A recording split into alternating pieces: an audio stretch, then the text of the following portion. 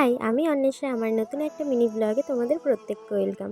আজ আর mini blog নেই, একটু বড়ই ব্লগটা, তো তোমরা দেখতে থাকো। সকালবেলা উঠে দেখলাম বৃষ্টি হচ্ছে, তারপরে আমি একটু মার হাতে হাতে রান্নায় হেল্প করছিলাম। তারপরে বৌদি চলে গেল বাপের বাড়ি, বৌদির ভাইয়ের বিয়ে ছিল, আমাদেরও ইনভাইট করেছিল, কিন্তু এদিকে আবার আমার একটা দাদার বিয়ে ছিল 27 তারিখ। বিয়েতে যেহেতু যেতে পারিনি, তাই আমি আবার 29 তারিখ গেলাম রিসেপশনে। এদিকে খাওয়ার আগে এক হাতে নেল করেছিলাম আর পায়ে নেল করেছিলাম, প্রিয়া করে দিয়েছিল। দিয়ে তারপরে দুজনেই ঘুমিয়ে গেছি। ঘুম থেকে উঠে আমি আর একটা হাতে নেল ঘষছিলাম, আর প্রিয়া এদিকে নিজের একটু একটু বলে, দিদি তুমি তো আজকের বিয়ে বাড়ি যাবে, তো আমি একটু একটু করি, তারপরে তুমি একটু একটু করে দিও। তো তারপরে এই ফাইনাল রেজাল্ট দেখো, ওকে কেমন লাগছে জানিও।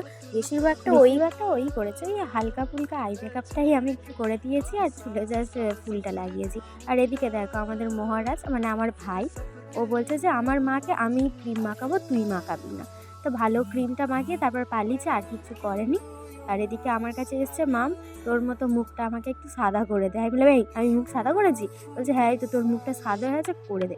এদিকে আবার বলছে তোর মতো ঠোঁটটা কেন আমার লাল হচ্ছে না। যাই হোক, তারপরে দেখো কাকিমাকেও আমি সাজিয়ে দিলাম।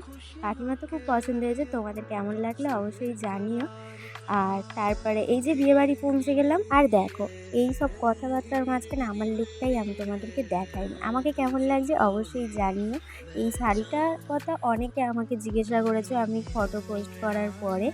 এই শাড়িটা হচ্ছে আমাকে আমার বড় মার মেয়ে পুজোতে, দুর্গা পুজোতে দিয়েছে। এর আগেও একটা ভিডিওতে আমি বলেছিলাম, তখন ব্লাউজটা আমার কাটানো হয়নি। তো এখন ব্লাউজটা কাটিয়ে আমি শাড়িটা পরে গিয়েছিলাম। কোথা থেকে নেওয়া, শাড়িটার কত দাম আমি কিচ্ছু জানি না। তো গিয়ে প্রথমেই ফুচকা, মানে প্রথমে বউয়ের সাথে দেখা করেছি, তারপরে ফুচকা খেয়েছি। তো ফুচকা মা আমার গালে একটা দিল, তো ওটাই খেয়েছি। আর ভাই জানে আমি আইসক্রিম খেতে ভালোবাসি, ও আমার থেকে আগে বিয়ে বাড়িতে চলে গিয়েছিলো, গিয়ে তো ওকে খুঁজেই পাচ্ছিলাম না, তারপরে দেখি ফুচকা খাচ্ছে। তো তারপর আমি বললাম আমাকে একটা দিয়ে, দিল না। তো মা আমার গালে দিল। আর যেহেতু আমি ভিডিও করছিলাম, তো মাকে বললাম তুমিই আমার গালে দাও। তো ফুচকা খেলাম, পকোড়া খেলাম, ভাই আইসক্রিম দিল, আইসক্রিম খেলাম। আর এইদিকে তত্ত্বগুলো এত সুন্দর সাজিয়েছে, তোমাদের সাথে শেয়ার না করে পারলাম না। তারপরে বসে গেলাম খেতে।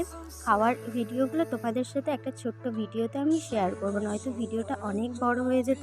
আর ভাই খেতেও বসে কাঁদছে, কারণ ও আমার জেঠু, তারপরে পিসি সবেদের ছেলেদের সাথে বসবে বলেছিল, তা সিট হচ্ছিল না, ওই জন্য বললো না তুই এখানটাতে বস। তো ওই জন্য একটু কেঁদে নিল খাওয়ার আগে, তারপরে খেতে বসে আবার মুখটাও ঠিক হয়ে গেল। আর এদিকে আমি রসগোল্লাটা নিয়েছিলাম পাতে, তোমাদের সাথে ভিডিও শেয়ার করব বলে, তো নিয়ে আর খাইনি, মা খাই নিয়েছি।